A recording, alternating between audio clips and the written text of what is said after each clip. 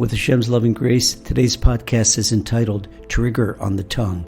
The next few minutes could save your life, and I'm not at all being dramatic, and here's why.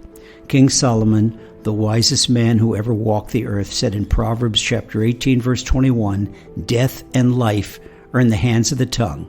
Well, that passage sounds strange. Since when does the tongue have a hand?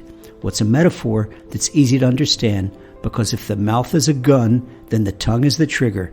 Not only is it the trigger, but it's the hand that pulls the trigger. Well, people that use firearms know that they must adhere to a number of safety measures. They don't release the pistol safety lock unless they want to immediately activate the pistol. Why? Because if the pistol has a sensitive trigger, then the slightest jolt could make it fire.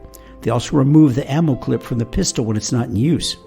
Well, those who fail to adhere to safety measures, they've had major mishaps with firearms. The National Safety Council of the United States reports that in the USA alone in 2019, there were nearly 40,000 deaths from firearms, and suicides accounted for 60% of those deaths. We're talking about 24,000 suicides with firearms. Well, tongue-triggered suicides are even more dangerous. We all shudder from the mere mention of suicide, and rightfully so. Yet unwittingly, people who fail to take necessary precautions with their mouths are also liable to kill themselves. Heaven forbid. We hear about someone who is burned with boiling water, then we become more cautious even when we come in contact with lukewarm water.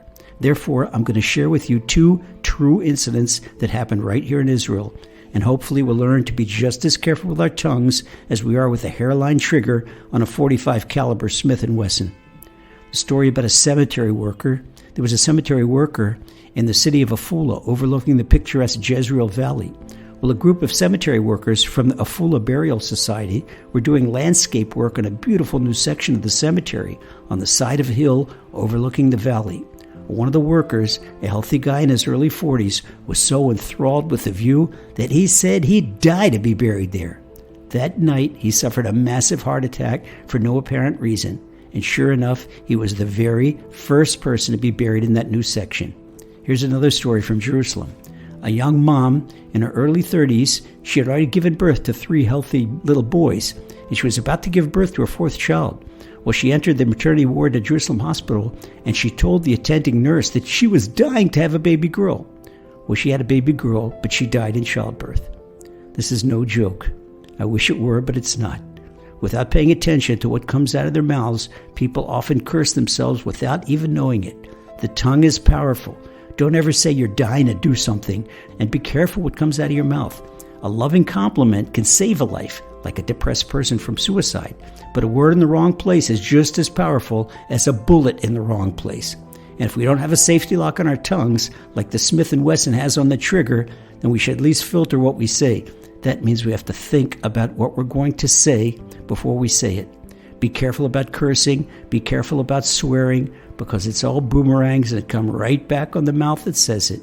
Let's keep our speech positive and be careful about what we say. When we use speech to pray and to bless people and to learn Torah, we build the world. But the power of building can also be the power of destruction. Atomic power can light up the city of New York, or it can destroy it, heaven forbid. Speech creates a powerful form of spiritual energy that can build the world or destroy it in the same way. Our dream is to build a world, and our worst nightmare is to destroy ourselves, heaven forbid. So therefore, let's be careful with our tongues and extra careful about how we use them. Our lives depend on it. God bless for a happy, long life.